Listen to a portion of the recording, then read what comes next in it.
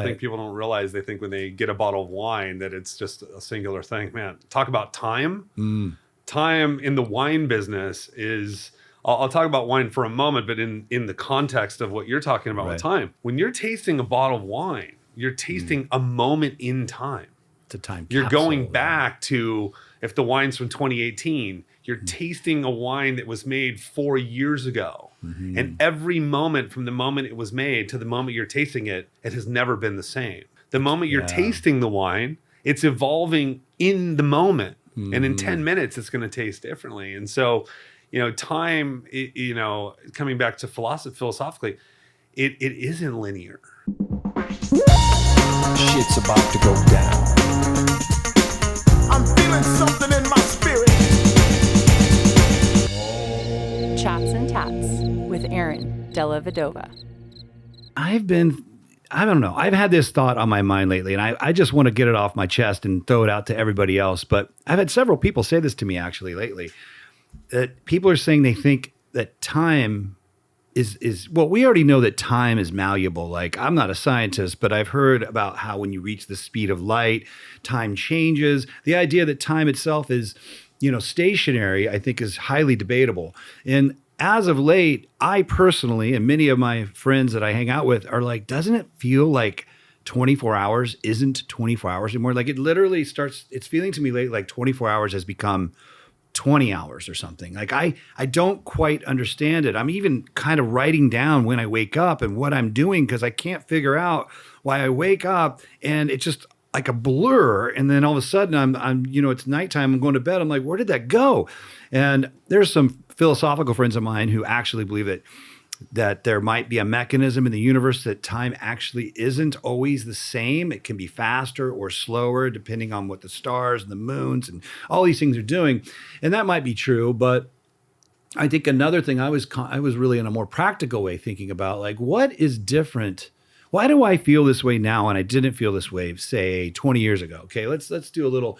20 years ago, I was opening my first tattoo shop, building a new business. I just bought my first house. I was at the same time remodeling that house. I was having my first baby. So when I look back on that, I'm like, man, I was busy. And this was all first time stuff. I didn't have the resources. I remember working, and I don't remember feeling like the days went by so quickly.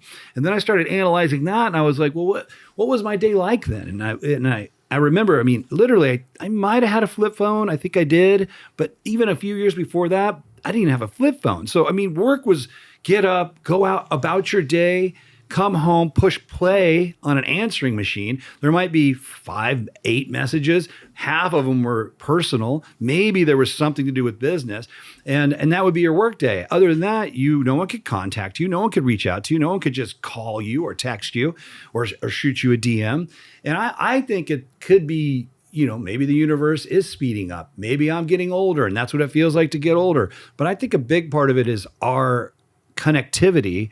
The fact that we are all hyper connected. And it's funny to me to think about that. Is that helping? It's almost like we all have to do it. Like when we first got the ability to text, of course I'm going to text. I can get more done in a day. Well, of course the people I compete with are going to text. They're going to get more done in a day. So now we're all getting more done in a day. Well, now I'm going to do social media. It gives me an edge over my competition. Well, social media is another job. Now my competition's doing social media. Now we all have a new job. And now I've got a Twitter account and now I'm managing that. And now I have this show. So it's almost like with these platforms as they open up and we all lean into them, whether it be for business or whether it be for personal, we are basically connecting to more and more people simultaneously. 20 years ago, I'd be lucky to verbally or in a message connect with a handful of people in a day. Nowadays, I probably talk to via text, DM, or some other method, 50 people a day, And so I don't know. Those are just thoughts that are on my mind when I'm thinking about I want it to slow down. I want life to be more savory and not such a fast food feeling to it.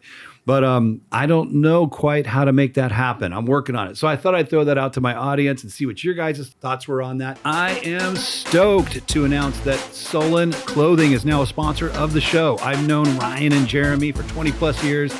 Amazing human beings, huge supporters of the tattoo community. If you're a tattoo artist and you want to do a t-shirt design with Sullen, you can send that over to design@sullenclothing.com, and they would love to see what you've got. Again, thank you, Sullen, for your support. Thank you, Ryan. Thank you, Jeremy. And now back to the show. And we're going to get to wine, guys. We're going to do some chat, though, first philosophically about this issue of time and time management and what Landon might do or how he feels about it. And then we're going to do some tattooing, and then we're going to taste some wine together today. Brother. And you're going to tell me what it is and why it is and see what I taste versus what, it should be said, you are a sommelier. Yeah. I mean, it's not like you're a casual, you're not just the CEO of a wine company. You actually are a trained professional in the art form of palate and tasting the subtleties of food and wine. Tasting, winemaking, farming, all these things. I mean, I think people don't realize, they think when they get a bottle of wine that it's just a singular thing. Man, talk about time. Time in the wine business is... I'll talk about wine for a moment, but in the context of what you're talking about with time. When you're tasting a bottle of wine, you're tasting a moment in time.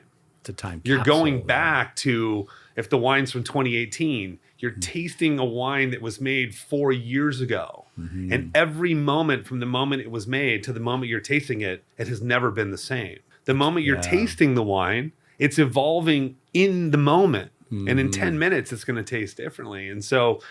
time, coming back to philosophically, it isn't linear.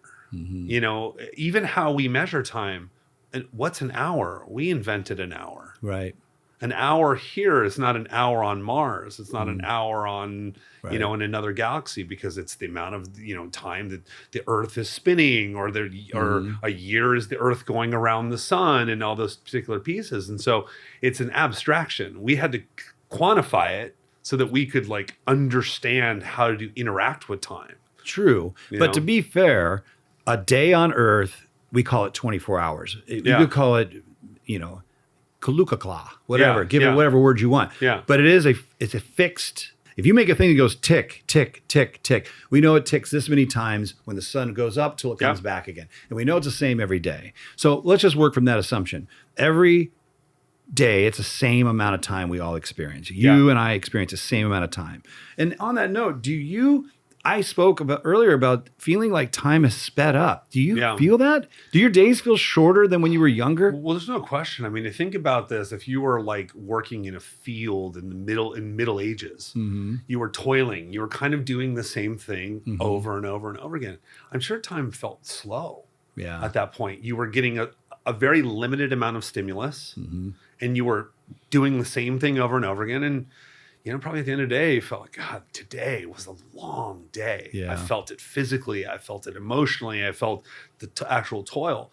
Now things are happening so fast. You talked about tweeting. You talked about texting. I mean, if you wanted to have a correspondence 100 years ago, you had to put it on a carriage or a train or even 200 years ago on a boat to go to England. It took months for correspondence to happen. Right. And so time felt more, there was more patience. There was more, there wasn't an expectation of the fast foodness of it, that immediacy. Right. Whereas now the amount that we're able to communicate has sped time up. We're able to get more done, but we're also addicted to stimulus. And so we're constantly going from place to place to place, and our perception of time and our experience of time is changing, is speeding up, is achieving more, is getting more stimulated. Is that better? Or That's is it where worse? I was going next. I don't know, man. I don't know. Some days I feel like it's better. Other days I feel like I only get this many days in my life, and I burn this one up like gasoline on that sucker. It barely got to burn. It's burned hot and fast. I don't know if it's better or worse. If I had to pick one, and I don't want to be negative, but I might say worse. I mean, the thing about our ability to move quicker, your ability to move quicker, I mean, your ability to text this guy, get an immediate answer, get that information, move to the next guy, wouldn't even be necessary if everybody else wasn't doing it. Yeah. You have to do it because everyone else is doing it. Yeah. Could you imagine what would happen if you got rid of your phone? And I'm not that guy. I don't do it. I'll write you a letter. Yeah. You'll get in the mail, and we'll finalize our and then our you conversation will be 10 letters that go back and forth over 3 months. Meanwhile, your company's bankrupt and 10 other people took your spot. Exactly. So we're fucked. Either you get in and play, or or go build a cabin in the woods. Like Yeah. pick a lane. I don't see there's exceptions, guys. We're talking about generalizations. There are definitely people out there who might have, some other type of job where it isn't like me and you, where they just do that task every day for 8 hours and go home. They don't have to communicate or text anybody. They don't have to have social media. They don't have to do any of that shit. There are those people, but I think most people are in the boat we're in, where to be a college student, to get ahead in life, you're gonna need a phone, and you're gonna have to start making connections rapidly with as many people as you can that are beneficial to your relationships, to your business, to your health. Right? How do you not do it? It's also sociological of being an American. I just got back from Spain last week. I was there for 8 days, excuse me. Dude, they take a siesta 2.5 hours every day. Sunday, we were, dinner is until 8 because restaurants don't open until 8 o'clock. On Sunday, we were in Mallorca, beautiful island, all stuff. Dude, on Sunday, nothing's open. Right. Like there's no restaurants. Like you're eating at a bar, maybe. Like, so their experience of time is very different. The sacredness of it, they slow things down. The month of August, the entire country goes on vacation. Think about that. I mean, we can't even fathom that reality. I mean, I'm at work/vacation last week, and I'm like in the matrix. Like I didn't put my phone. There were times I put it away, but I'm still waking up in the morning. First thing I do is like You didn't take all of Sunday off? Yeah, totally. I didn't have I was taking naps because I was tired of jet lag and feeling guilty that I'm not in the matrix. And so it's time, it's society, it's technology. And then there's this uniquely American experience where we're like this like entrepreneurial achieve. And it's a blessing, but it's also complex. You're a worldly guy. You've traveled way more than me. And I have been to Europe, and I have noticed what you're talking about. And by the way, I respect those people so much for the way that they've held on to that and just said, fuck that. We're not going to make our life about work. We're going to make, it's about you work to live, not live to work. I respect that a lot. But are there other countries that are like us? Isn't like, I'm going to say like Japan and places like that? Did they? No, they're not like us. I mean, We're the only ones. The Japanese are, interesting fun fact. I just came back from Japan a couple months ago, and I was just in Spain. I was with a bunch of Japanese sake brewers. Oh, okay. And the average wage in Japan has been $3,000 a month for the last 30 years.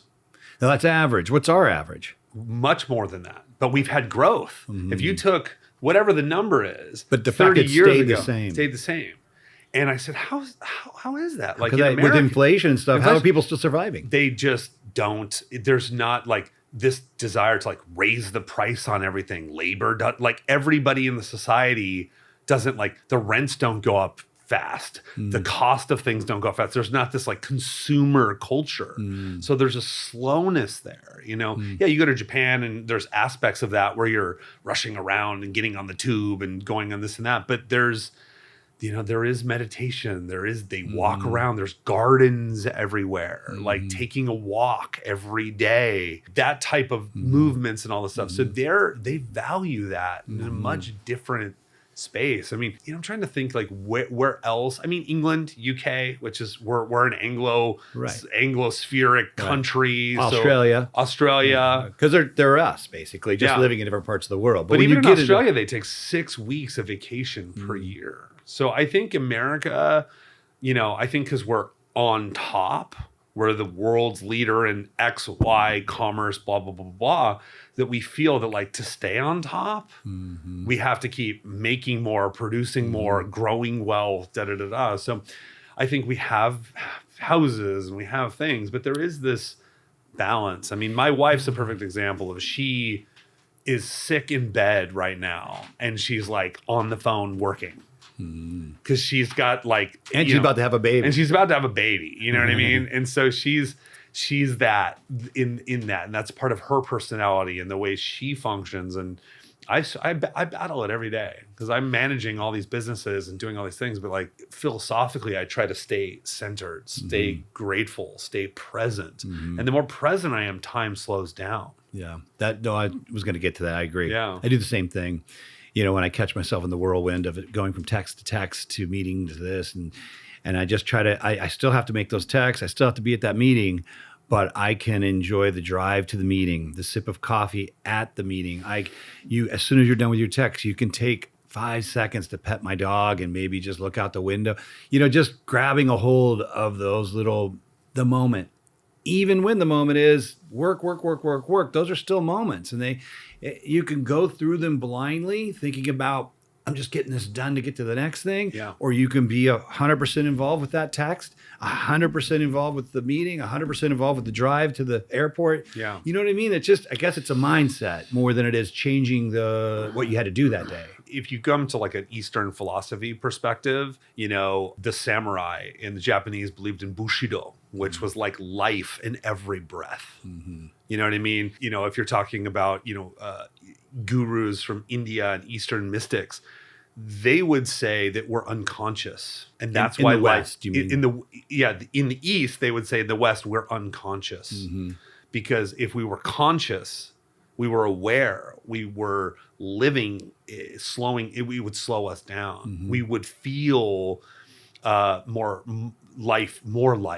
Mm. But because we're not conscious, we're in our ego, we're in our acquisition, we're in our place, that's speeding our lives up, and that we're missing it. I would agree. As you were talking, I didn't think about this, but you were saying, you're kind of highlighting, it's kind of a unique, it happens everywhere, but it's super heightened specifically in America, this particular thing, this drive to how much can I get done today? How much more can I get done than the other guy? Yeah. And I was kind of, it made me think about why? And you're right. Like, I can remember when I was young, and the threat of nuclear war when I was a kid was like Russia. And I remember I would sleep at night, and there was a flight path in my little town of Boulder City into Las Vegas. So the planes flew kind of through my window at night. And I can remember having terrors of seeing those lights and being like, is that a nuclear bomb? Wow. Is this when it starts? Like, scared, right? Yeah. And I think there's just some kind of subtle idea of when America supposedly on top, and that we have to stay there or we're all going to die.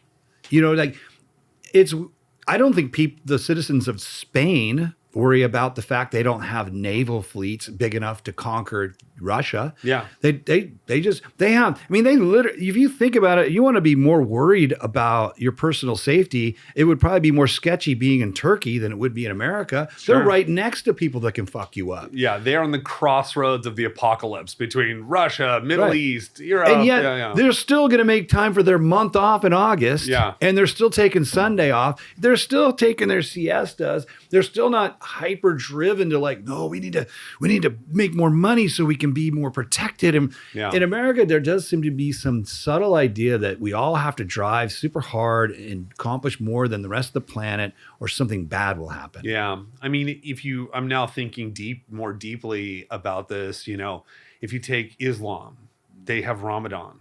It's a month of the reason you don't eat. It slows you down. You have to be more focused. The meal at the end of the day is communal. Everyone's having a sacred, it's about scarcity as well. It's about stepping back from consumerism. If you're Jewish, Sabbath is about not doing anything for 24 hours, not driving, not cooking, not this, not that, to be focused on God or the sacred. I like to talk a lot about one of the big things I'm really focused on right now is that we're losing the sacredness. Ask somebody what's sacred in your life. They will have a very hard time saying it to you. What's sacred? Whereas from a religiosity perspective, if you're a Muslim, or if you're a Jew, or you're a Taoist, or you're a Hindu, they have parts of their religious culture that are extremely sacred, and they have moments of pause to focus on that sacredness. Mm-hmm. You were mentioning, well, Landon, how do you get through all this busyness and work and schedule and life and babies and building careers and wineries? I focus on the sacred. There are key things in my life. My spiritual balance is sacred to me. My family, my relationship to people is very sacred. I try not to have a transactional relationship with the people in my life that I don't have to. In a work environment, it's transactional. But even in that, I focus on even the vendors I work with or wineries or this and that. I try to make it less transactional, more even just a slight exchange of spirit. And the way I do that is the way I treat people. You know, I treat them well. I have care. And that be creates 100% with them when you're with them. Yeah. There's two ways to sit in a room with somebody. One way is I could look into your eyes and watch you talk and just be thinking about what I'm going to say next. And I need to get this guy to sign this. Yeah, he's talking, but really what needs to happen is in the next 30 minutes, he needs to sign that fucking piece of paper because I got somewhere to be. Yeah. Because that piece of paper is still going to get signed in the next 30 minutes. But during in that 30 minutes, I could also just actually really look into your eyes and hear every word you say and take it in. And yeah, that in that way, that becomes more of a sacred moment between two people versus the thinking ahead of where you're at, always thinking ahead of where you're at. Yeah. I mean, even when you're conversating with somebody, and I was just doing this right now when you were talking, there was a moment where I was like, I'm thinking about what I'm going to say. But then I paused myself and said, listen to what he's saying. Right. Like, don't be like, a conversation is not bing, bong, bing, bong, bing. It's you're speaking, I'm receiving, I'm processing, and then I'm contributing. Yeah. And so that even those moments, you know, are you know, you take Twitter, they made a comment, I got a comment right back. Did you even process? Is your initial response was rage, was anger? Is that how you really feel about it? But you didn't give yourself a moment of pause. You didn't take slow time down. You engaged with the speed of that hyper kinetic responsiveness. And I think that's where a lot of issues come from with people. You know, they're so responsive. They're not taking the time to receive, process.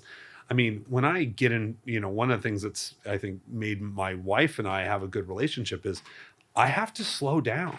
When she does things, if I react back, I generally react back extremely poorly. The worst response is my first response, my first instinctually response.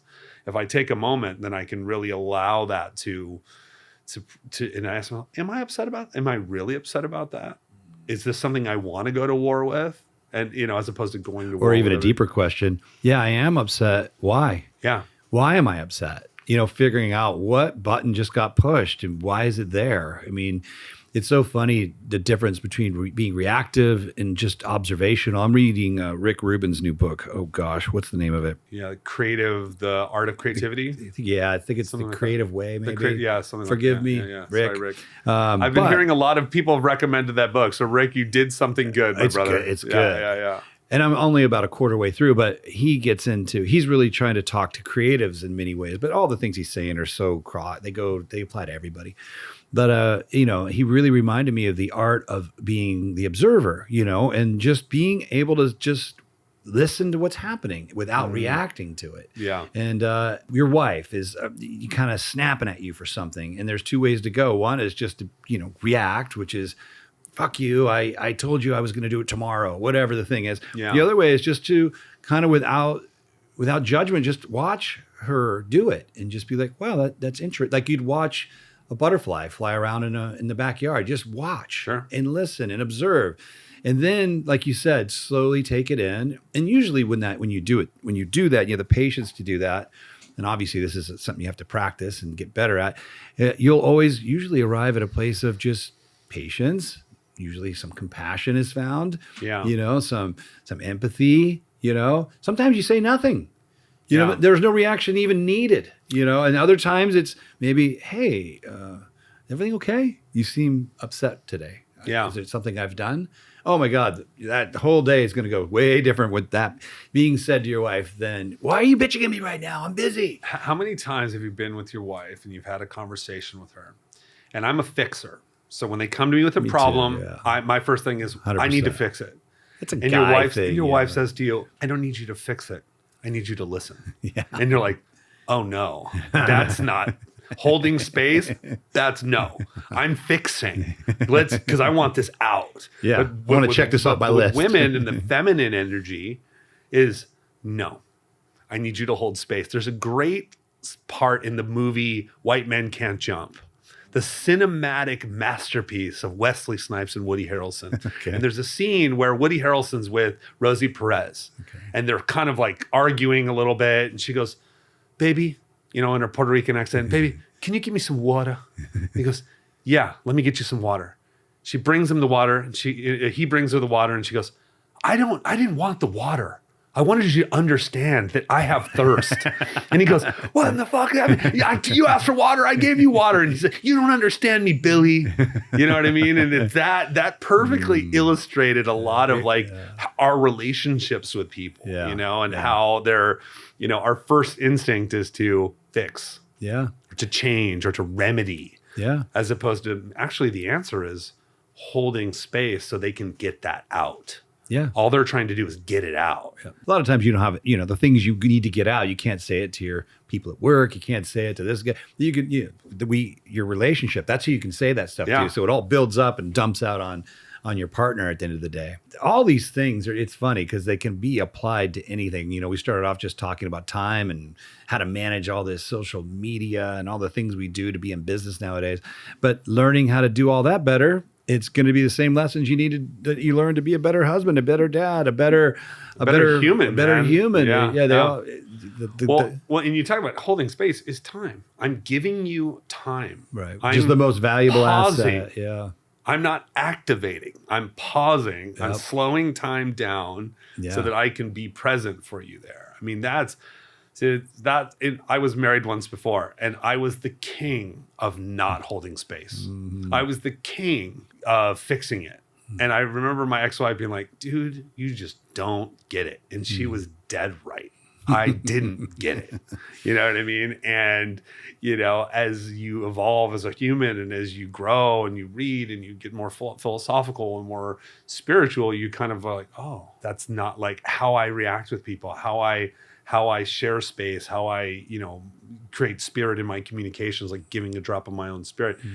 It changes. It's wisdom. It's getting older. You also realize smashing your head against the wall over and over and over again wasn't going to fix the wall. You know what I mean? It was going to open the wall. So no, that's good stuff, man. And I find myself saying more often now than ever, when I see people reacting in a certain way, instead of reacting, I ask, what would be going on that would make them feel that way? Yeah. I just don't think anyone at their core wants to hurt anybody else. I really don't. I think people could get very confused, and in that confusion, they hurt themselves and they hurt people around them. I don't think it's maybe you got some rare exception where a guy or girl, whoever's brain didn't develop correctly, and maybe they're what we would call a psychopath or something. But I'm just talking about the majority of folks really don't want to hurt anybody. So when they are coming at you in a weird way, that's the question for me is always like, wonder what would be going on for that person to make them be acting that way. Well, think of how derailing that would be in a good way. Somebody comes to you, they're pissed. Right. They're having some, this person wronged me, especially in business. Like, dude, I was just joking on the way in, you run an artistic youth hostel. You know what I mean? You got 20 artists, you got guest artists, you got different cultures, different vibes, different levels of skill. Right. And you are, they come to you with a problem, and all of a sudden you go like, how are you feeling right now? What do you think made you feel that way? Dude, it would just derail their train to get into because they just want to they're in their full reactive space. Mm-hmm. Whereas you slow them down, and then all of a sudden they go, oh, that did fix the problem. Because I said, you know what? Yeah, I did get in a fight. I am tired. I did this. And then I was okay, well, that's really the problem, right? Mm-hmm. You're not mad at, the receptionist or the GM or me or you. You're upset about something, and you're bringing it here, and it's manifesting here. I mean, I don't think I could get away with that on a regular basis. I would sound very hippie and very guru-ish, but there would be. I think you could, but I think you can work it in. Yeah, but you don't want to. You got to be careful whenever you start talking like that, because I have some go-tos I use like that, and your go-tos, yeah. And I've caught myself kind of using it as a power technique to win the moment, And I've had my wife be like, "Oh, don't fucking go guru on me right now, motherfucker." Yeah. Oh, Buddha. Oh, yeah, it's your move? Yeah. It's like jujitsu. You're like, he sweeped me. And now you're going in. No, don't use my. I'm up here levitating. You're down there fucking reacting. What's making you feel that way, small peon? But Aaron, it has to be authentic. You and I are very similar in the ways that we think. And our wives are both very powerful people, very intense people. Sure. And when I go there, she's like, dude, don't Ram Dass me, bro. You know what I mean? And I'm like, okay, I won't. I'll go down into the valley with you, into the 9th level of hell, because that's where you want to be. And it can come from two different places, and I know the difference. There are times where it comes from an authentic place where I'm really asking, hey, what's going on? You okay? Yeah. And there's another time where I'm using it as like a jiu-jitsu move. I'm going to win this argument. You're going to look stupid because you're the ones being reactive, and I'm going to stay completely calm and rap out some Buddha shit on you. And I'm going to walk away on the high ground. Yeah. See how enlightened I am, and what a pleb you are. You know what I mean? That's just so true. I've been there, man, so many times. Yeah, that's what were they calling it today? I was listening to a Duncan Trussell podcast, and they were calling it with Russell Brand. Love him. Yeah, and they were calling it weaponizing spirituality. Oh, totally. Yeah. Weaponizing spirituality, which they were kind of getting in the weeds on this issue of personal rights right now, and. Hey, look, I am all about it. We as a culture have abused various segments of our culture horribly and still do. Yeah. Gay people, ethnic people, the list goes on. Poor people. Women, women, absolutely. And, pretty much everybody, if you came here 100 years ago and you were Irish, you were treated extremely poorly. So we're indiscriminate. You're just the people of today that we're going to discriminate against. But please, Karen. But no, totally, you're right, and that needs to be corrected. And we all need to find space to find empathy and compassion for those folks that aren't getting treated fairly. At the same time, Russell Brand and Duncan Trussell were highlighting how. Yeah, but some of the people on the other side are using it. They're weaponizing it. They're weaponizing it as an attack to the others. So in that way, they're the aggressors. And I dance lightly on this subject because I'm kind of my mouth just runs, and I know that you say something slightly the wrong way and it could be misconstrued. Yeah. And especially as a white male, but you do see some of that. And I feel like sometimes it could be weaponized against the person who's just honestly trying to understand. Well, I think we're in a time right now where context and intention don't matter, and they should. Right. So if I ask you a question like, you're introducing a relatively new concept, right? The idea of pronouns is a relatively new concept, meaning 30 years ago, that was not in the common nomenclature. Even in the last 10 years, it's become far more, but it's a relatively new concept. Yes. So you're a 12-year-old. You're trying to navigate this world. Mm-hmm. And some things are now like you're a moving target, and now they're a moving target. Mm-hmm. And you can't say with love, I don't understand. Right. Help me understand. That doesn't mean I don't agree with you. I don't respect you, but I'm trying to understand. Right. Intention and context have been taken out of the mix. If I'm trying to understand like religion, and I say to you, my religion says Jesus is the Lord.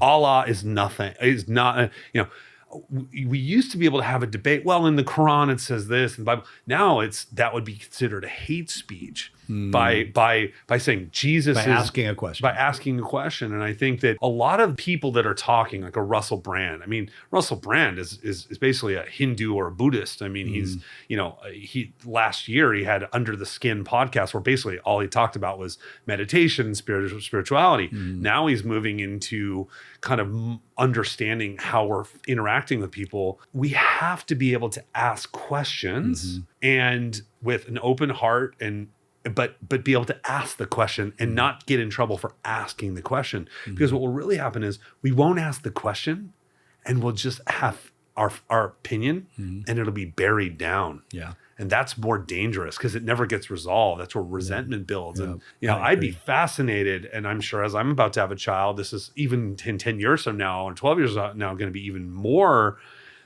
prevalent. The first question the principal should ask What was your youngest daughter's name? Harper.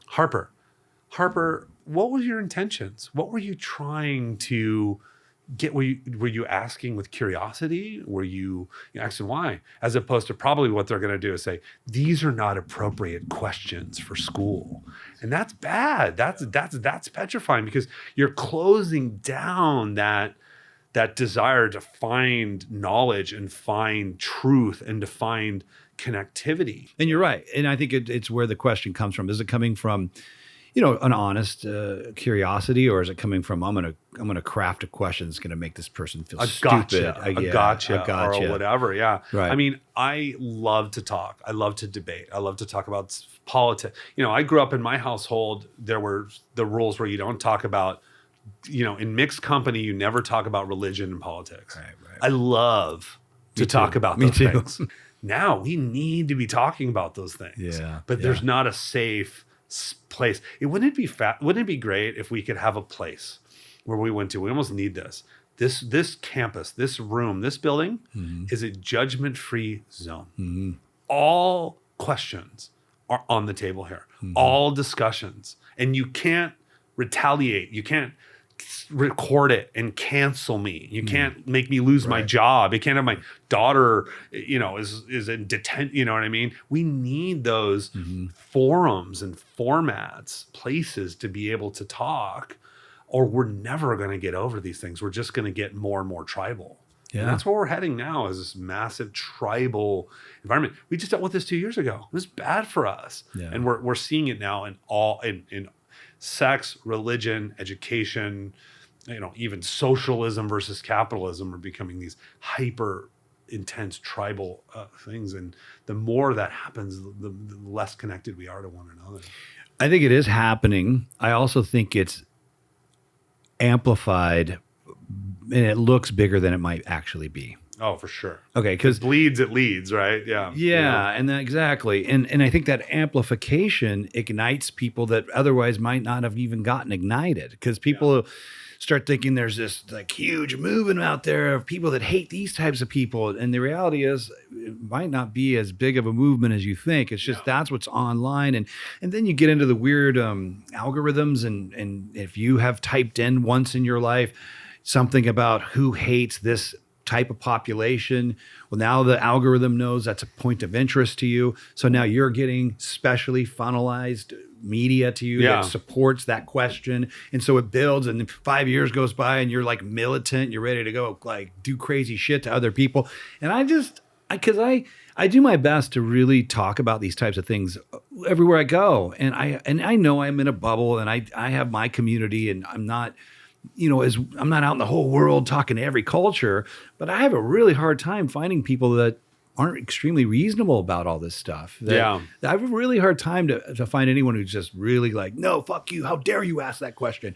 I don't ever find those people. Yeah. So well, like, how many are out there? Your vibe creates your tribe. You're also not allowing that. Like you wouldn't welcome that in. I mean, I look at my friend group. I mean, there are Republicans, Democrats, liberals, vaxxed, not vaxxed, gay, trans, waspy white people, folks, but they all have one common thread, is that we do not allow, your hateful people. Yeah, we do not allow intolerance. Right. If you're a Republican, you believe in Jesus, you believe in states' rights, all these, fine.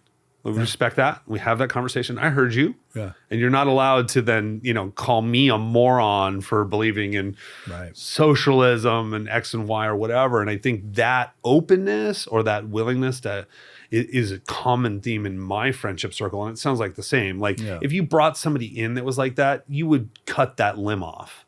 Yeah. At some point. Because you wouldn't allow they wouldn't that be to invited to the weekend barbecue. You'd be like, don't let Jared come over. We know what he's going to do. Yeah. Oh, he brought his soapbox and he's here proselytizing. It's like, hey, man. But still, do you think there's as much of it out there as the media sort of sizes it up to be? I don't know. Well, if you just, don't want to dive deeply into this, but if you take trans rights right now, I mean, less than 1% of all people in the world are trans. I mean, it's a small, but it's probably talked about in the media 30 to 40% of all media Right. is about that. And that just lets you know, it doesn't mean that it's not trans issues are human rights issues. It's just as important as your sexual orientation, your religious orientation, your skin tone. Those are all human rights issues, but it's really being talked about at a high amount. And I think, abortion, another example, it's a pretty important thing, but it's talked about all the time. And we're giving a very high amount of attention to something that's important. But if it's 1% or abortion only affects X, you know what I mean? I'm using hot button items, but it's I assume Ukraine, it's like, okay, that's an important thing. It's a war. It's an thing. But are we talking about it 40% of the time? Does it deserve 40% of our attention? Right. But it gets people reactive. And that's where we're at in the world today. Yeah. So. Well, I mean, and that's the way media currently works. The model currently works. They need ratings. They need you to view it. And if you're going to turn to a different channel because they're not talking about something that's dramatic enough, then they're going to keep that drama flowing, and then that creates an idea in the population's head of what the landscape really looks like out there. And I don't think it's accurate. And who knows what it really is. I think at the very least, I would hope most people are catching on. I think most people are. The youth of today is totally caught on. The mainstream media is like tabloid entertainment at this point. Yeah. I mean, cable news is just dying, right? These more independent spaces, places, podcasts, a place like this are, where that's where people are sort of going, right? It's not like at the T to Pfizer advertising. Like CNN got 40% of its ad revenue from Pfizer. I mean, it's hard to say I'm an objective journalist. And I think people are really getting onto that. I mean, all the news I listen to now is I pay for it. I'll say Breaking Points with Crystal Ball and Sagar and Jenny. I pay $6.99, and they're not doing ads, and I feel better that they're going to be more objective, or listening to whatever whatever those outlets are. We're saying, you know what, I don't want to be fed advertising that I don't want, because you're influencing me. You're scrambling my eggs so I can get free content that has been influenced and corrupted by the ads I don't want. You know what I mean, dude? That's a sick dead. Like, I'm getting something free that's not good for me, that's being paid for by somebody who wants to give me something that's not good for me. Yeah, dude, that's hardcore. In that regard. It is, dude. I mean, on that note, I believe I'm right about this. America is the only country in the world that allows pharmaceutical companies to advertise on television. And New Zealand. Only 2 countries in the world allow advertising. That should upset people. Yeah. It should be shocking, at least. I was just talking to a lot of people just are like, well, whatever. I'm like, I was just chatting with a guy when I was in Spain who was an Irishman. And he said in Ireland, they now no longer allow advertising at sporting events with alcohol. Oh. Guinness can't advertise. Right. Budweiser can't advertise. Jameson. So that's why they're all coming out with Guinness 0 alcohol. So they're able to still advertise. Still get their name out. They're still going to find a way to keep fucking putting that in your brain, They'll just keep coming up, we can't do this, cool. We'll call it this. Yeah. Because when you go to the store, you're not buying the non-alcoholic Guinness. No one's like, God, I could kill for a Guinness. It's never going to be more than 1% of their sales in Ireland. Let's be serious here. Right, I mean, the fact that it's even on the shelf is like, but they created a workaround. Yeah, it's not, Marlboro used to be owned by William Morris. Well, when all the lung cancer and stuff, so what did they do? They changed their name to Altria. That sounds like much more safe. William Morris is this Marlboro man and the lung cancer. We're Altria. We're a lifestyle got company. The word tree in it. Yeah. Altruism and trees. Altria. It's like sneaky bastards. I would love to be a fly on the wall for those marketing meetings. The hundreds of words they went through. The amount of psychologists that were involved in marketing. It's geniuses. It probably took 8 months to finally arrive at Altria. They probably did marketing tests. Yeah. And focus surveys, groups. Dude. Did you ever see the movie Thank You for Smoking? Oh, no. Okay, you got to see that tomorrow. It's about the gun lobbyist, alcohol lobby, and the cigarette lobby. It's like 3 lobbyists. Okay. And they sit around and talk about all the crap they need to do like, can you believe this, all this science? Smoking's great. And they're all like smoking, drinking, and have a gun, and they're like, it's a satire about the lobbies. And it's a great movie. It was kind of did well critically, but it sort of basically just encapsulated, like, they're just talking out loud about what they're trying to do to us. Right. Yeah, Joe Cool, the camel, it's a problem. Now he's a race car driver. Now he's like a kid's toy. And kids love camels, and he's Mr. Camel, and it's all that kind of crap. So it's amazing the power of their desire to get a message into our brain by any fight or flight, by pick or shovel. They will get that mind virus in you, So. And even in that, though, I like to say this too. I don't believe there's so many evil people in those networks. I think it's just these machines, these corporate machines are so big. And they're set up with bylaws, and everyone's given a job that's separate from somebody else's job. And like you and I go to work, and I like to do good at my job. And my particular job might be just to find the word that's really catchy that people respond to for the product I represent. Maybe the product I represent is cigarettes. So I'm just I'm a nice guy. I might not even smoke, but I have a job to make up a cool logo. I make the cool logo. I go home to my wife. That's the only thing I did. Then you got the other guy who finds the ad time and where we're going to put it, what network it's going to go on. Then you got a different guy that does the budgeting to pay for those things. And so you got all these regular folks just going to work every day, but the outcome collectively is kind of fucked up, But Aaron, you're in the scarification industry. Yeah. You know what I mean? Like, it's like you could spin it that way. Right. You know what I mean? It's like, no, we're in the art this. Oh, we're into this. No, you're hurting people. Yeah, no, you know what I mean? So it's amazing how, if there's some group wants to get there, and your message is, hey, dude, isn't Guru amazing? You want a living art? You want this? Oh, we can spin that into something darker. Oh, yeah. You know what I mean? Although we've been scarifying ourselves for thousands of years and in tribal rituals and beyond, it's a longer history in our lifestyle, in our lifetimes in humanity than almost anything. Yeah, it's true. You know what I mean? Very true. Long history of tattooing, and don't see it going anywhere anytime soon.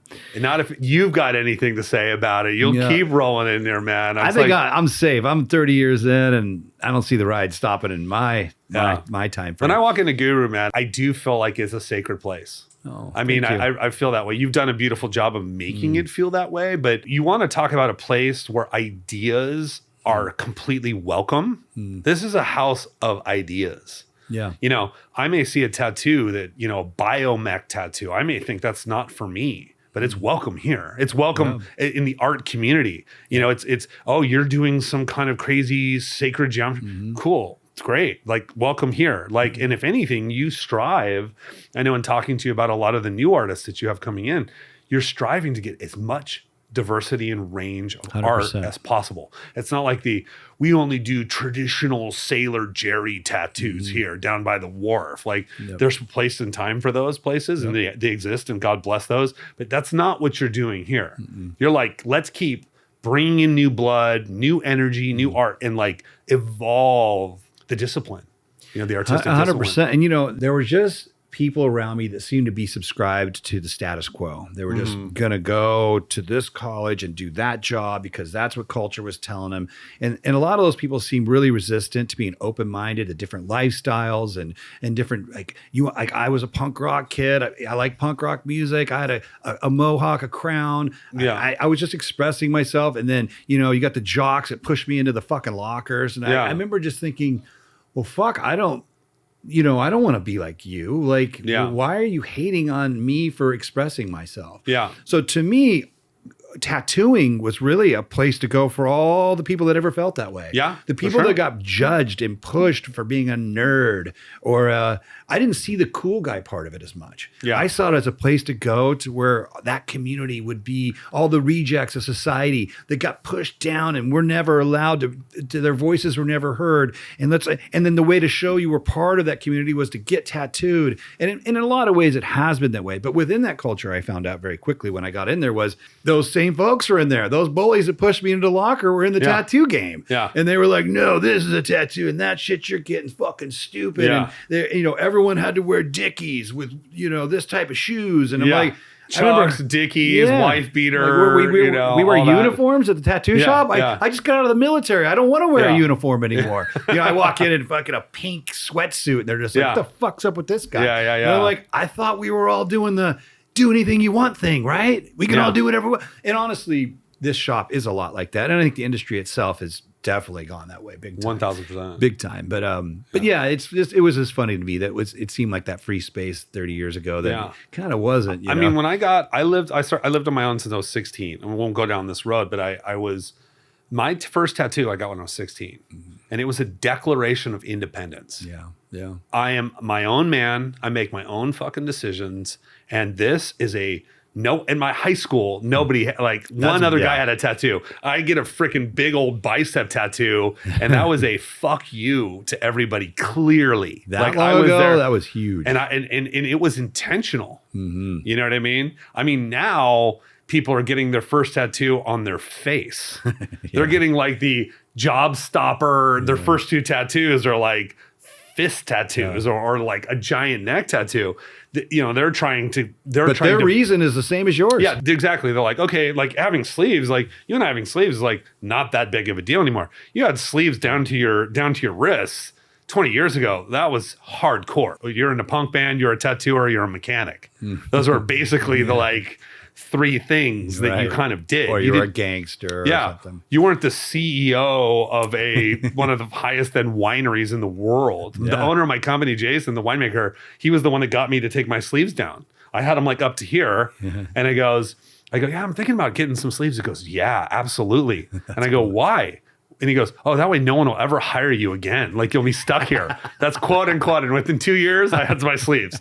You know what I mean? So I didn't think you'd say that's funny. You didn't think I was going that way, but he was like, and he was right. I've been there for 13 years. So it was a very successful thing, but now it's just a different world. That's funny. Yeah. That's funny. Well, fuck, man, we could go on forever. That was fun though. I loved it. You had some. I knew you would have some good insights on this stuff. I think half the reason I have the damn show is just so I can have these conversations. Because would I make the time to sit with someone like you once a week or twice a week to go down this deep with them? Yeah, probably not as often as. So it's kind of been nice to be able to have. When they happen sort of on a lark. Like all of a sudden you had a dinner and you meet somebody cool and you drink wine and you have like a 4-hour thing. Yeah. But you don't do it next week. No, you don't have to do schedule it in a month. It happens when the cosmic, all the dials have clicked into allowing that to open. Yeah. I think here you're sort of forcing that in a good way. I mean, sometimes we need to force that. And I think,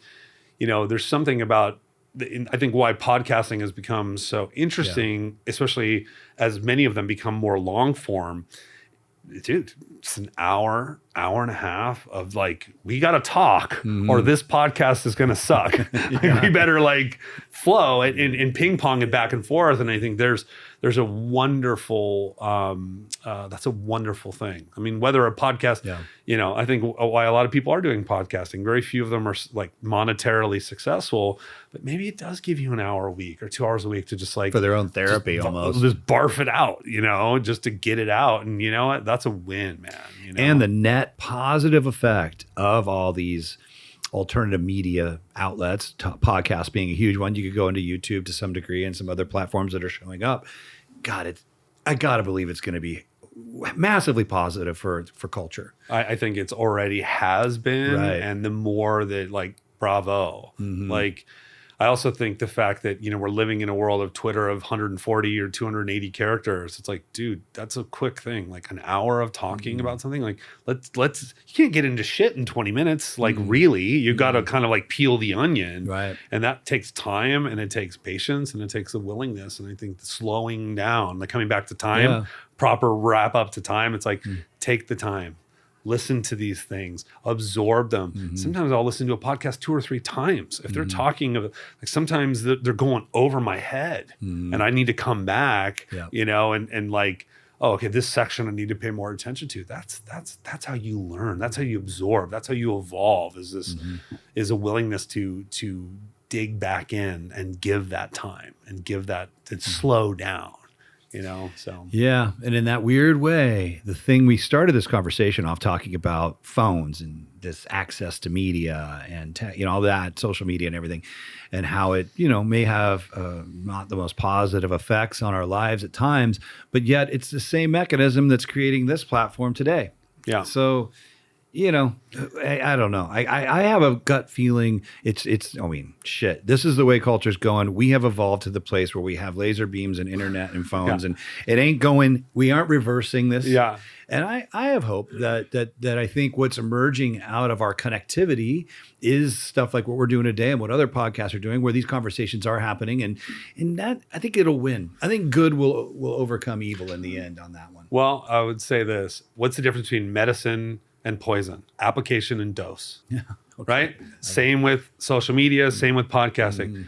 It's a good and it's a bad. What's the application and what's the dose? Yeah. If you're in TikTok 10 hours a day and all you're there is poison. listening crap that's making you feel shitty about yourself, the medicine became the poison. If I'm listening to Sadhguru, or I'm listening to a physicist, or I'm listening to a poet, and I'm, taking it in stride, and now it's medicine. Yeah. Even if I take that 10 hours a day, it can be poison. So it's the dose and the application. And I think everything in our life is application and dose, medicine or poison. These are decisions we all have to make and take that responsibility. And, hopefully we are. I know you and I are due, and we think about that. And I think we're evolving and growing as people. And it's a beautiful, beautiful thing. So it's good advice, man. I think everybody, that's the trick right now. It's not going away. It's only going to become more accessible. So I think everyone needs to really analyze every day. What am I doing right now? And what is this doing for me right now? Yeah.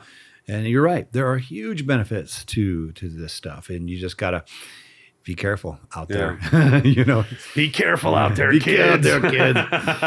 All right. Well, that's a good point. Cool, yeah. Then. So what we're going to do now is, I still got this huge cup of coffee streaming through my veins. I need you a little bit, fired up. It's good. It's good. I tattoo so well, highly caffeinated. So I'm peaking right now. So let's get you over there. Let's finish up this tattoo. We don't have a ton to do, but maybe an hour or so to get this thing wrapped up. And then we'll come over and I want to get into your world of what you do, wine. Yeah, we're going to get deeper into the wine today. Yeah, and we're going to taste wine today. Hell yeah. Which we're not going to drink wine. We're going to learn about wine. That's how you can drink at 9 a.m. Okay. It's like not drinking. It's learning. Right. I'm in a seminar. But I might swallow. No, we're definitely swallowing. But my point is at 9 or 10 or whatever time it is, it's like, no, it's before noon. We can have a little wine, dude, because we're learning. That's the whole goal. That's the secret. I like the way you put that on Excited to go. All right. Thanks, Aaron. Appreciate it, brother. Oh, we missed that. Yeah, thanks. One more. Let's do a high five. High five. Awesome, dude. Thanks, brother.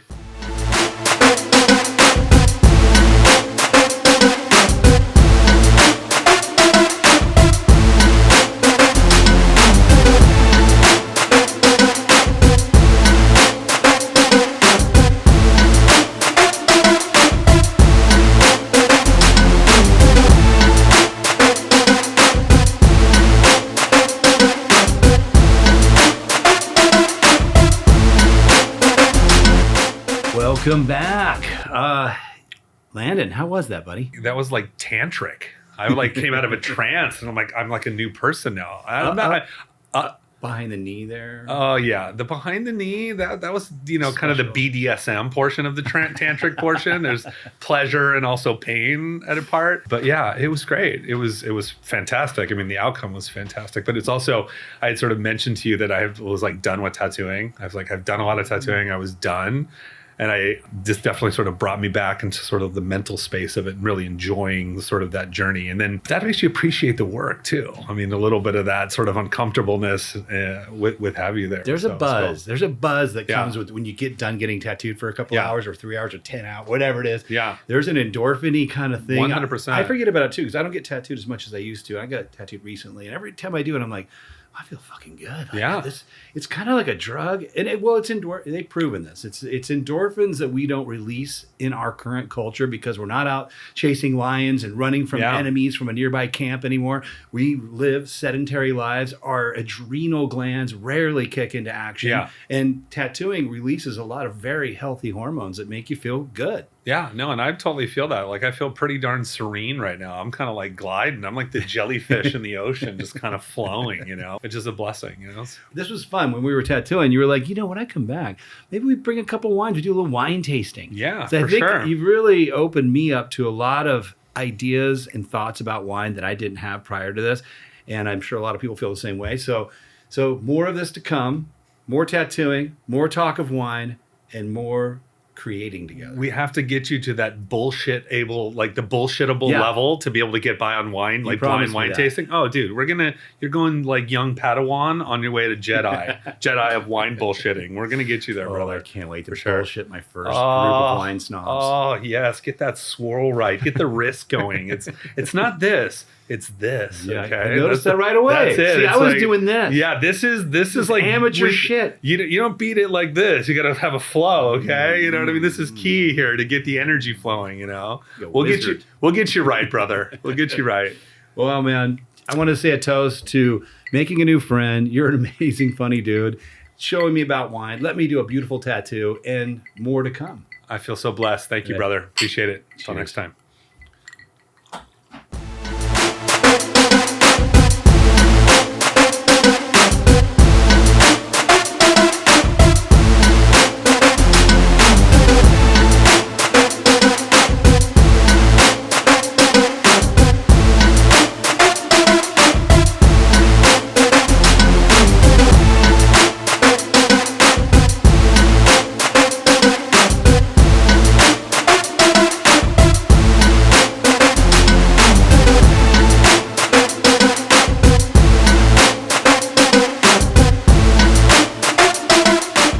Hey everybody, I'm here in the Chats and Tats studio. Stoked today. I just finished a 3-session project. I guess technically 4 today.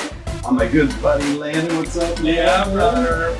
And he's on the show today. You guys will be seeing the episode soon. Say the name of this dancer again. How do you say it? An apsara. Apsara dancer, a Cambodian dancer. His wife's Cambodian. And we were able to do that on him from the show. And a little fly Shaka. So yeah, stay tuned. All right, welcome back. I just finished this tattoo on Landon. It took us 3 sessions. That last one was just an easy little thing at the end, but that was fun, dude. I'm glad I got to do a significant piece on the show. Usually I'm ripping these little guys, and that was I got the bonus round, brother. You You were did. doing these little 1-hour jammers on people, and I get this like leg piece, beautiful masterpiece. Like I definitely got lucky here. So thank you, brother. It Well. was amazing. It's a little contrived. I knew that I would end up drinking some beautiful wine with you, so I was like, I'm going to hook this guy up. Dude, we're fine to bribe with wine, it's a good currency, for sure. But yeah, the sessions were amazing. One of the things I was saying to you was, I've obviously got a lot of tattoo work and I've gotten tattooed from all kinds of people from all different walks of life. But I feel like you and I are similar age. We're business owners doing these different things, different parts of our lives. And so over these sessions, we've been able to talk and like connect. And I felt like that made the tattoo feel very special to me, not just the subject matter because of the tie-in with Cambodia and my wife, but also our connectivity. And so I just feel so blessed, dude. It's amazing. I agree. I mean, I knew we'd have some stuff in common. I mean, Dave Koenig, who referred me to you, was like, "You're gonna love this dude." I love Dave and I trust him. Yeah. But dude, it's amazing. Like your experience with hallucinogenics and ayahuasca and we're like soul brothers. Yeah. That's what happened in this. Who knew that was gonna happen? I feel that way. That's the joy, dude. I mean, that's what wine's about. That's what art's about. Yeah. Hopefully the end game is to have something that's, drinking a glass of wine or seeing a piece of art is a moment. Creating a connectivity beyond that or through that is something more and for eternal, hopefully, and so there's, I think, the really cool part of it. So it was awesome. And that's why I drink too much. See, That's it. It's not about the alcohol. It's about what he just said. Yes, we're not drinking, Aaron. We're learning. Okay. This is I like that. educational spaces, I mean, there'll be times I'll drink. I was telling y'all to try like 100 wines in a day, 120 wines in a day. Wow. At 9 a.m. you start. And you never eat beforehand. So you want to have your like glucose be low because you're hungry. Your sensitivity is higher as you start to get hungry. Right. So there's Makes literally some sense. like hacking, your biohacking there. But yeah, we spit all that wine out. But today, no spitting. Okay. This is consuming All right. situation here. But as you said, it's proven that after a couple ounces of wine, your ability to really get down to those micro details really starts fading. yeah. If you drink that 2 ounces isn't shit. That's nothing. That's Yeah. a shot. That's like Right. a little more than a shot of alcohol. Now you can still taste and enjoy, but like your ability to like blend wines to do like proper analysis it's done. It's done. It's Like over. no professionals actually strike that. Jason, our owner, he does drink it.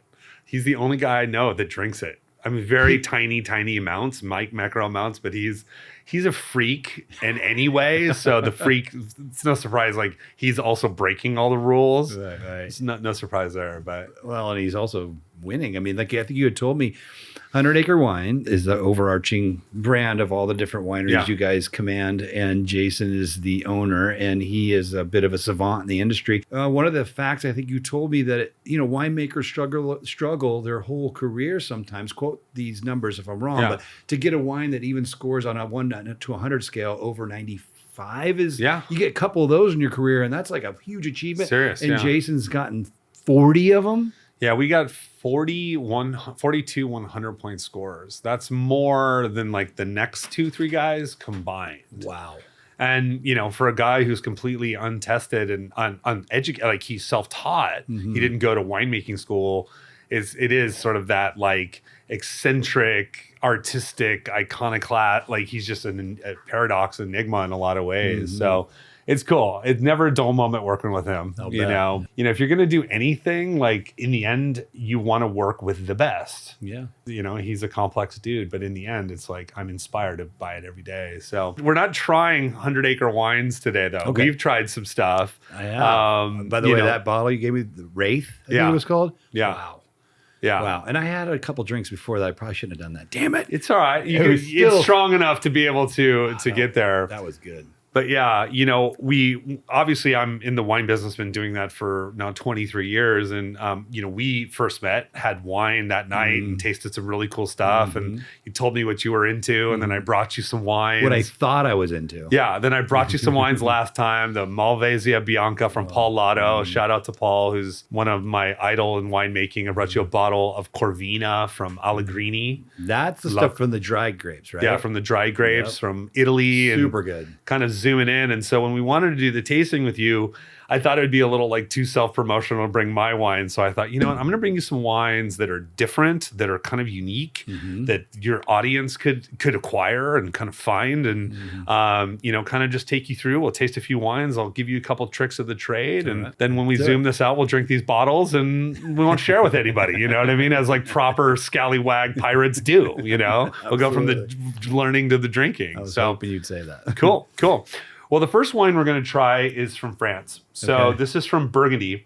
The wine is called Remy Jobard. Okay. Now, in Burgundy, oftentimes you're going to see the same last name and different first names. Okay. So Henri Jobard, Remy Jobard, Louis Jobard, and they're family. Okay. They're cousins, they're brothers. And the way it worked in Burgundy is when your father passed away and he passed down his inheritance, each one of the children got an equal share, Okay. the boys. Okay. So if you owned 100 acres and there was 5 kids, they got 20 acres each. And that happened generation to generation. So actually the vineyard holdings are very small.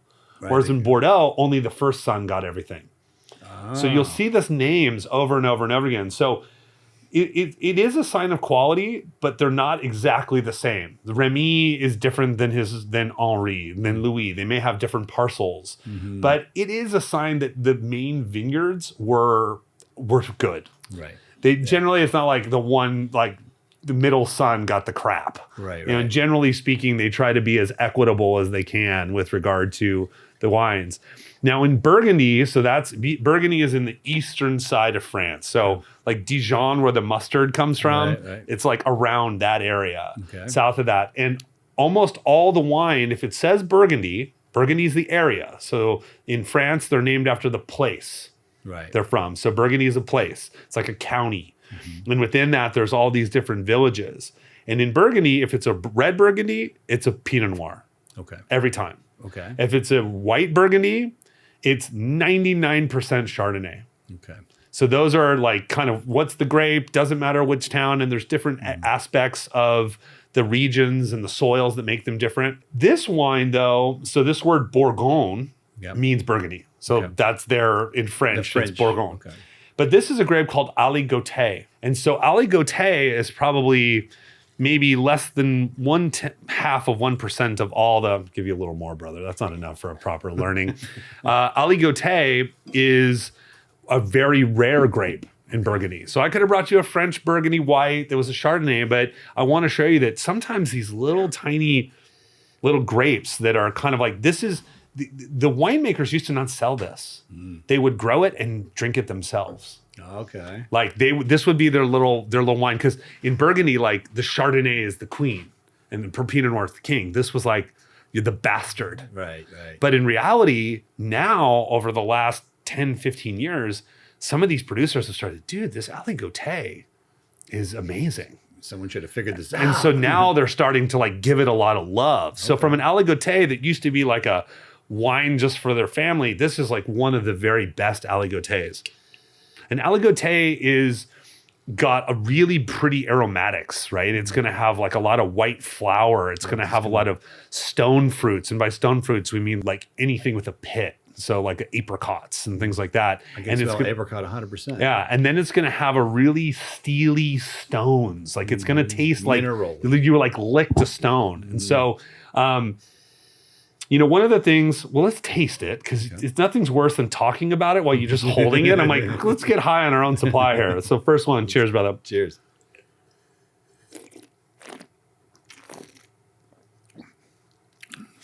So there's this like racy acidity. This is like a wine when you're like, you know, Holly, your wife's a great cook, right?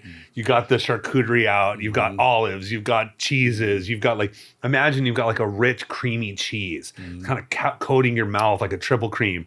And you just fire this Aligotay through and it just like cuts that through and freshens the palate. Yeah, because it's like, it's really dry. That's one thing with white, that if it's sweet, I don't like it. And I don't have the words, but to me that I would have called that like a very dry white wine that has a very mineral. You're right, I do. I taste like, I want to say like steel. Steel. Like rusty steel or something. It's literally got steel and like wet slate, like the gray slate stones. A lot of times like the areas this is grown could have a lot of stones. It can have like a lot of limestone. It can have a soil content that sort of... It's crazy. This grows well. And this almost tastes like, if you've never had an Aligotay before, if you're into... Most people haven't. This is almost like a Sancerre, which is a Burgundy, which is not a Burgundy, a Sauvignon Blanc. I get Sancerres, just because I don't know a lot about wine. I know if I order a Sancerre, I always love it. Yeah. It does remind me of that. That's why I like it so much. This is sort of like, whereas Chardonnay from the area is going to be a little richer, a little more creamy, a little more textural. This is like almost like a Sancerre. And so, and Sancerres are steely and minerally and citrusy. And so this wine is, if you like Sancerre, you like Sauvignon Blanc, you want to try French wine, you know, this wine is probably... I don't know, maybe like, this is an expensive Aligotay. So it's like in probably the like $50 to $80 range. Okay. But Remy Jobard makes wines that are $1,000 to $2,000 a bottle. They go to 200 to 400. That dude's cousin that just is on a plot of land right next to him? Yeah. Well, Remy Jobard makes Chardonnays, but from some of the most expensive Chardonnay spots within Burgundy. So this is kind of a way to like have the cheapest house in the bougie neighborhood. You're like, oh, what'd you drink last night? I had some Remy Jobard. You don't have to say it's Aligotay. They don't have to know. It's like the hoopty of the, you know, hey, I'm in La Jolla. Okay, even if it's a little yurt, I'm still on the seaside of La Jolla. And so these are like great wines to find. Sometimes if you're looking for wines to buy that are, you know, you can't afford like a $200 bottle, which most people can't. This is a way to drink well. Stick to the producer and just try one of their like outlier wines. This is amazing. If you live by the sea, like this is going to warm up a little bit, and we'll try a little bit I'll pour you a little, and we'll drink it after. You'll actually realize a lot of that steeliness will start to go away, and you'll get more of the stone fruitiness. Okay. One key little like fact about wine is the colder it is, the more tasteless it is. So the colder it is, like the aromatics and the flavors are like literally being like chemically suppressed by the temperature. So as a wine warms up, we call it blooming. It's going to start changing the flavor. So that's an important thing, to kind of serve a wine a little cooler and then drink it slowly. Don't put it back in the ice bucket. Oh, okay. The ice bucket is like keeping it sedated. See, I would have thought, any restaurant you go to, a nice restaurant, you order a white, they give you the ice bucket, it stays in there. Yeah. The goal is to keep it as cold as possible. That is for whack wine. Like if it's trash, ice cold. If it's a Right. $4 banger from TJ's, icicle that. It kind of transfers over to beer, right? Yeah. I mean, I could probably drink a relatively warm quality beer. Try drinking a warm Coors Light. Dude, yeah. Once that Coors Light gets to like warm, it tastes like Its horse true piss. nature comes out. Yeah, it and you're tastes like what horse am I piss. fucking drinking? Literally. So when you get a great white wine, you want to get it nice and cold, pour a few sips, and then you leave it on the table. Okay. Look, you can always put it back in the ice. Yeah, But if you can't warm it up immediately. So great wine is just like pro tip. Pull the cork. Don't smell the cork. okay. Smelling the cork is like fake. What you're supposed to do is all you want for the cork, they used to smell it because if it smelled funky, that meant the wine was funky. You're just checking if the bottle's bad or Hey, if it's if bad. this cork is nice and firm, you want to pick it up. Is it nice and firm? Then it's a good cork. If it's all crumbling in your hand, then it probably had a bad bottle. So, pro tip, you're on a date, you're trying to ball, pours the wine, grab the cork. You don't smell it. You just pick it up and you just kind of lay it down, Okay. pours the wine, give it a nose. Don't even taste it. Just be like, smells right. That's the G move. You're like, this. sensei shit, right? Right. Above and beyond, Okay. sometimes when I do stuff, people are like, oh, that was slick. I'm like, I don't need to taste. I just smell the quality. I know. So that's cool. But you're not kidding. In a way, a person who does this like you do, you can just smell it, and All I'm smelling for is not that it's good. Like You're looking for- is it flawed? Right. Is the wine? And by smelling, okay, we've got a good bottle here. The No. waiter can now leave, and I'll get into my Does tasting it smell like bong water? Does it smell like cardboard, wet cardboard? Does it smell like stewed fruit? Does it smell rotten? Then if it smells rotten, then it's going to taste rotten. Right. So the smell is you're just saying to the sommelier or the wine person, like, hey, this wine is as it should be. Yes. And then you move on. All right, I like these pro tips. So Remy Jobard, Aligotay, Burgundy, go to your wine shop and say, dude, where's your Aligotay? They're going to know you're a G. They're going to be like, if you're a hipster also, big on Aligotay. Okay. What's the wine no one's got from a region? So, Okay. all right, cool. So now we're going to move to my all-time favorite wine in the world. And that's a big statement for me. That is. So this wine is called God Only Knows. Love the label. And I think it's like an applicable situation in life. Like you could say it a lot of ways, like God only knows or God only knows. You can say like it can mean I don't know, or it can mean like certainty. Right. And this is made by a guy by the name of Christophe Baron. The winery is called Cayuse, which is I think it's a Native American term that means stones. Okay. So the soils, this wine comes from Walla Walla, Washington. And so the soil, the vineyard is like all these rocks everywhere. And this is a Grenache, okay? If you haven't had Grenache before, Grenache is predominantly grown in the Rhone Valley of France. Chateauneuf-du-Pape, wines from that area will have Syrah and Grenache together. But there's great Grenache grown in like Paso Robles. And this one, though, is the banger of bangers, okay? Now, when you smell this, it's going to smell a little funky. There's going to be a little like fruit and horseshit smell. There is. Okay, Manure. a little bit of a barnyardy smell. Okay. Now, so true, dude. before we taste this wine, I want to talk to you about the difference between drinking and tasting. Okay. Look, I'm a professional. When I drink wine out to dinner, I'm not tasting. I'm drinking. Drinking is, wow, that's good. Wow, that's bad. Tasting is thinking about it. Sometimes you can taste something that you don't like, but you appreciate it. Oh, that's that. It's like art. Like, oh, I don't like Pollock. It's too much splattering. But I like this. I can appreciate it though. Right. And But with I don't want it wine- in my house. Yeah. So I don't want it above my bed, Right. So with tasting wine, you're trying to think actively. Like, what am I smelling? Is this good? Do the smells go together? Is the wine cohesive?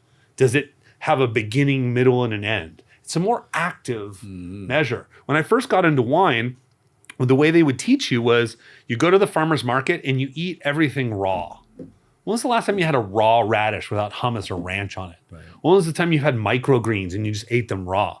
Have you had raw fennel? You've had it in a salad. But you start to taste these things and you build like a catalog in your brain of a kumquat, a this fruit. Like when we taste stuff, we normally taste it all combined with stuff. Right. You want to start tasting things in their nature. Like, dude, try cumin. Put it on your tongue. Straight up. Try salt on your tongue. And just start to build. And over time, what we do is we build this like catalog. I have 10,000 flavors in my mind. Right. And that way when I smell it, you can identify. So when I smell this now, even the shit smell is kind of going to go away a little bit. Okay. When you first pop it, it's sort of there. But there's also like this raspberry rhubarbiness in there. There's a little bit of a pepper, white pepper in the wine. And now let's taste it. Now, oftentimes that funky butt smell won't taste like it. You ever had like a...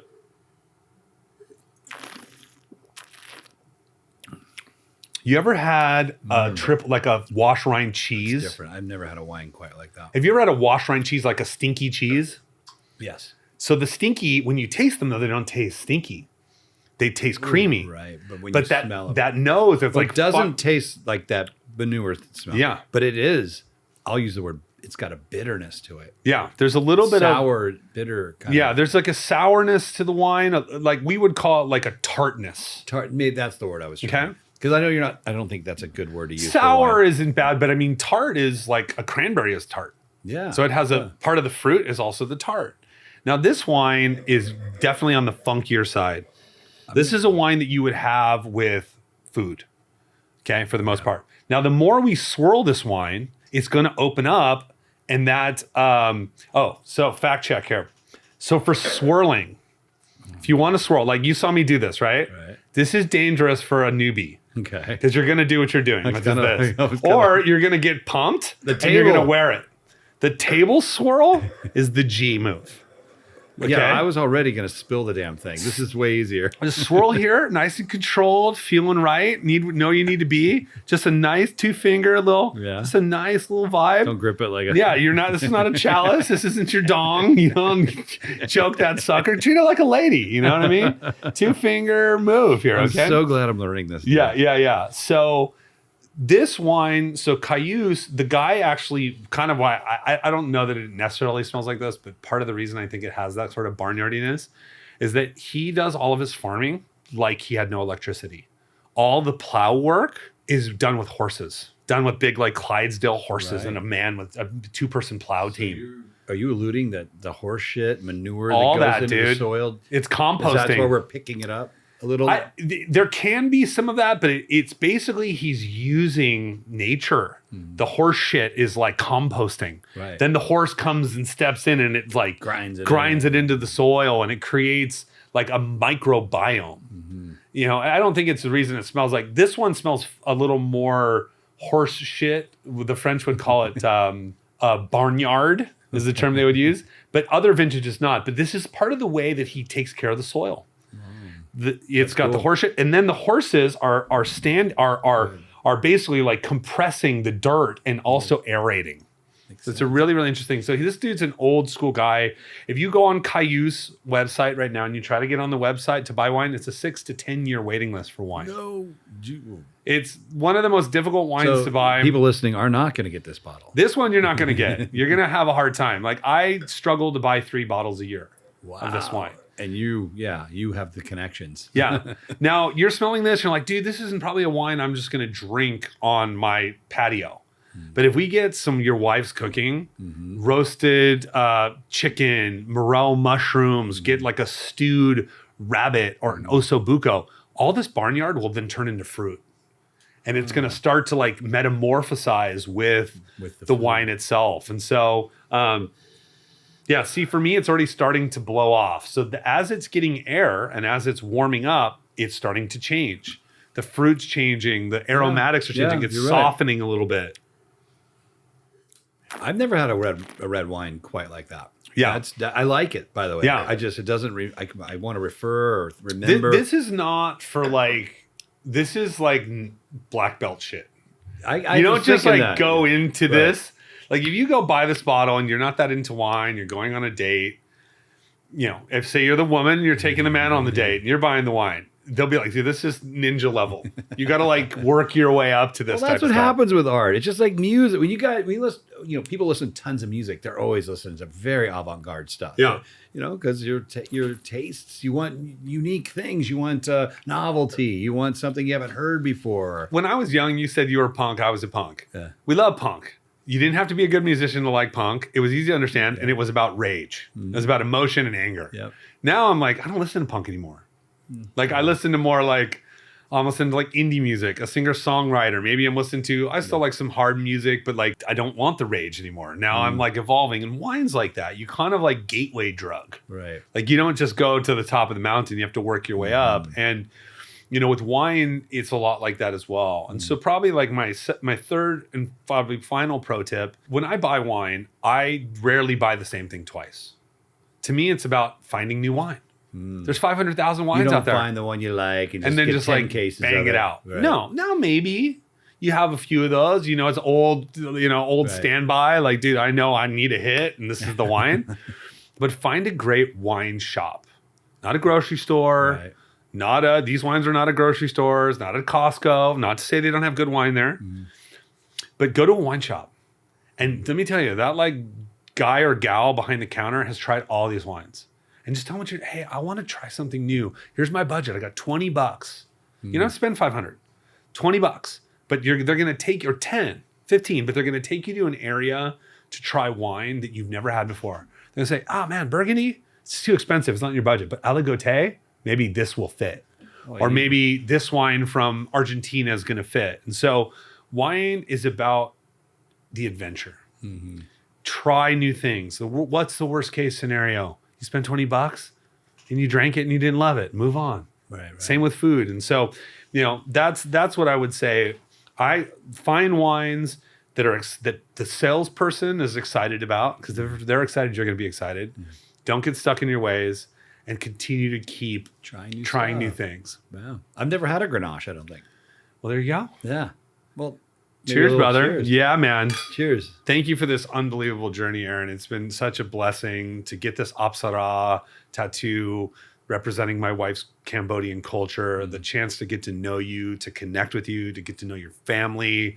You know, if Chats and Tats has been like an amazing journey for you and it's evolving and growing, but like an opportunity to have a connection with somebody like this, like I'll never forget this experience. It's such an unbelievable blessing. Dude, thank Cheers, you. man. Cheers. We'll to hug you. it out after. Yes. Man. Cheers, bud. Cheers. I feel the same exact way. Yeah. Awesome. I like it, by the way. But I will continue to say I have never tasted red wine that tastes like that. Yeah. That's a very unique something happening. Yeah. I'm going to spend a little more time with this. Yeah, I'm going to give you a little splash. I know you wanted to ask me a couple other things. We'll see if these evolve. Well, yeah, I mean, thank you for sharing. And obviously, the rabbit hole of wine. We could go on for 3, 4, 5, 7 hours on wine. Yeah. But it's nice just to get a little overview that you've given us. You know, there's so many little fun facts in there. You know, and I'm glad I know some of those, because I do eat at some nice restaurants once in a while, and I've made some of these boner moves that you just taught me. And They're not I do grab wine glasses like it's They're a goddamn- not boner. They're just pro tips. You know what I mean? There's like, I'm just, elevating the game. It's like when you're teaching somebody about tattooing. You're not telling them how to like hold the tattoo gun or whatever, but you're saying, hey, try, slight tweaks. Here's a way to maybe approach it slightly differently. No, and from a true pro, like you said, you've probably tasted 10,000 wines. Yeah. That's not many people there's a few out there, but you guys are unicorns. We're all in the same rehab together. It's a great place. My wife, she owns a med spa up in Carlsbad. Yeah. And they do a lot of anti-aging stuff there, NAD drips and stem cell drips Yeah. and different things that maybe we'll live longer because of it. Who knows? Hope but so. she listens to all these Andrew Huberman podcasts and these Yeah. guys. And man, I got to say, there's a movement afoot. Yes. I don't know if you paid attention to this. It's a Alcohol anti-alcohol movement. Yeah. Yeah. It's interesting to me because I'm 51 years old and, alcohol has just been so embraced by the human well, I should say America. There's other countries where alcohol is not so big. But in the United States, alcohol is extremely endorsed. Most of the countries, it's big. Just so you know. Okay. Maybe not in like It's Muslim a countries, not worldwide in drug. Iran. But let me tell you, The rest I go of to the the Middle world- East all the time. They drink. They just don't drink in public. Secretive. Yeah, Secretive. Carry on. But yeah, the idea that they're putting out there is something to the effect of, we're doing all these new studies and people that drink even a small amount of wine on a regular basis, increase of Heart disease, heart attacks, dementia. and all these things as I'm trying to remember the word. Yeah, I've heard them all. I don't know. I personally tend to go more, I don't know. I don't go down that rabbit hole, but what I would say is everything in moderation. And I also believe there's, in those studies, and I'm going to let you comment in a second, but are they doing any studies on potentially, say I have 2 bottles of wine with my wife, and during those 2 bottles, we laugh hysterically and, watch a great movie and snuggle and then have amazing sex. Yeah. Okay. So you can do the study that what the 2 bottles of wine did to me that night. Mm-hmm. Is there any study on what happened to me psychologically and how much of that, you know what I mean? So you're talking about the spiritual and emotional connectivity, and that's where I was going to go is like alcohol is not good for you, meaning like the actual ethyl alcohol is hard on the body. You know what's hard on the body? Sugar, refined sugar. Yeah. A lot of things are hard on the body. Football, getting bashed in the head, MMA, it's bad for you. Right. Okay. So in life, or, previously in the podcast, I said, what's the difference between medicine and poison? Application and dose is the difference. It defines these two. Wine's the same. Look, we're not talking about drinking, 2 bottles of wine a night. But if I have an experience, generally my experiences with wine have been these epic communal experiences. Which is so good maybe for you. Maybe it took 4 minutes off my life and I got 4,000 minutes of emotional, spiritual joy and connectivity. So it may sound like a cop-out, but in my experience, especially like when you go to Europe, like to them, there is no meal without wine. If I had this meal, it would be good. With wine, it's amazing. And I agree. And it's communal. So I always say that Huberman will have a hard time classifying that part. And I would say every blue zone besides Loma Linda, they drink. Mm-hmm. The Sardinians, the Corsicans, the ones that live to 100, they drink wine every day. Well, and I would add, and I want to knock on wood because I don't want to jinx myself. I'd love to live to be 100 years old. Yeah. But I mean, I always challenge people with the question of, well, what's your goal? I mean, I don't know, because there's an idea going around that the goal is to live as long as possible.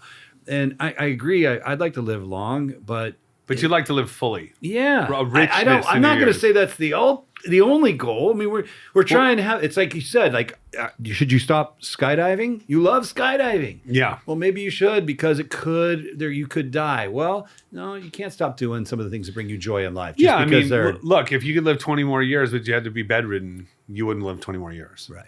You know what I mean? So it is about the fullness and the richness of your life, and so that would be always my counter. I don't drink. People think I'm in the wine business. I drink all the time. I don't drink all the time. I pick my spots. I drink good, drink well. When I'm going to drink, there's a reason and there's a purpose. You know what I mean? And so that's how I manage it for me. Yeah. So. I'm moving towards that direction. Yeah, brother. Sometimes you got to kill the pain, okay? Look, the whiskey collection is sometimes for sipping, sometimes for killing pain, okay? So wine is less pain killing and a little more social, chilling. You know what I mean? Well, 3 quick questions before we're done today. Sure. The big one, first one.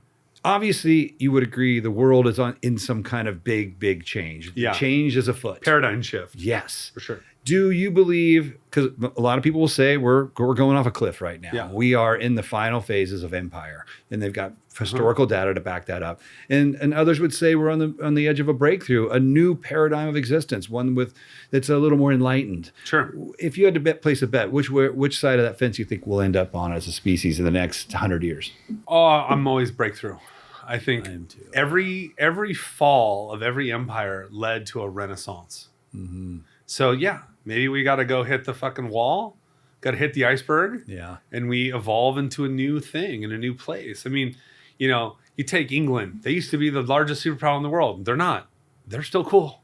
Yeah, I go to England all the time. They're having a good time. People are happy. They're still children. They still drink wine. They still have fun. They still do stuff. So I think the hitting the iceberg is a part of the human experience. Yeah. And you can either hit the iceberg and say the world is coming to an end and fucking drowned, or you can say that sucked. I learned, I this, I that, and I evolve. Right. And that's what I'm about. I agree with you, by the way. I am 100% behind you on that. Going back to this Aligotay, I'm sorry. I'm definitely I like, gotta no, go back. We were ask supposed the to- question, but I'm just saying, All right. Do you think anything is worthy of forgiveness? Ooh, that's a good one.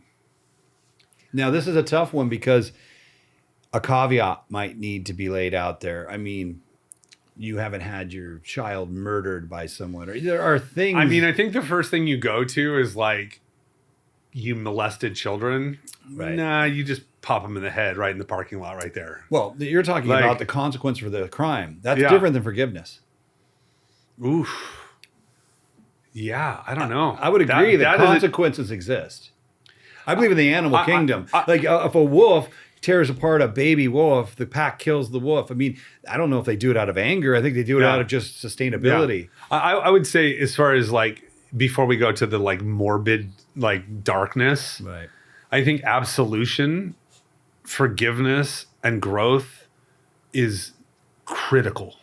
It's essential to humanity.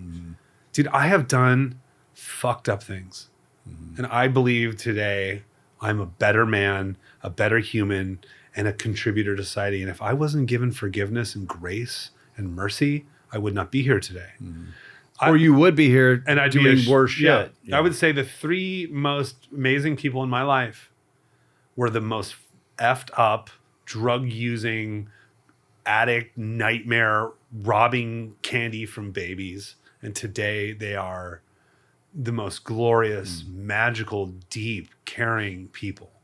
So forgiveness, absolution, and redemption is just like the civilization going down and coming back. You know, when you come to things like pedophiles and murder and things like that, it's a rough. That's a complex existential question. And I would come back to say they deserve the consequences. They may be mortal, but eventually they do deserve. They pay, like, it's like you paid the price and now you deserve to be absolved. Maybe that price is a bullet in the head, but like spiritually, if you can't forgive, then you can't evolve and grow. So that would be my I agree with you 100%. And I agree with the fact that if you can't find that forgiveness, it's just an anchor that you carry for the rest of your life. I mean, there's almost selfishness wrapped in there. Like if you really care about yourself enough, you find that forgiveness. And again, I think we should leave out the extreme caveats because that is a very complex. Maybe it's better to be stated in just normal life stuff. A guy fucks you over on business. You know, maybe your wife cheats on you. You have to get divorced. I do believe in those categories. Yeah, the answer is an absolute yes. You know, get into, children being murdered and things like this. That's a little too much for this show right now. Yeah. That's another 3 hours of do you believe in vengeance? Maybe. Do you believe in forgiveness? Absolutely. Yeah. You know Good what I way mean? to put that. Yeah. All right, final question and we're done. Your definition of love. Oof. This is deep now. Now, this is a tricky one. I mean, This is coming, by the way, you've told me your stories of your experiences on ayahuasca, which I share very similar experiences through my DMT experience. And not that matters, but I think listeners should know that you've had some pretty deep psychoactive experiences that have taught you a lot about that. I'm going to go a little slightly deep for a moment because I think the word love is too simplified. In Latin, they have many types of, there's multiple types of love. Like agape love is unconditional love. There's many types of love. That language allows for the nuance. For me, love is, the most important type of love is agape. Unconditional love. That's the purest form. Because there's parental love. There's judicial love. Like, I'm doing this for your own good. That's a type of love.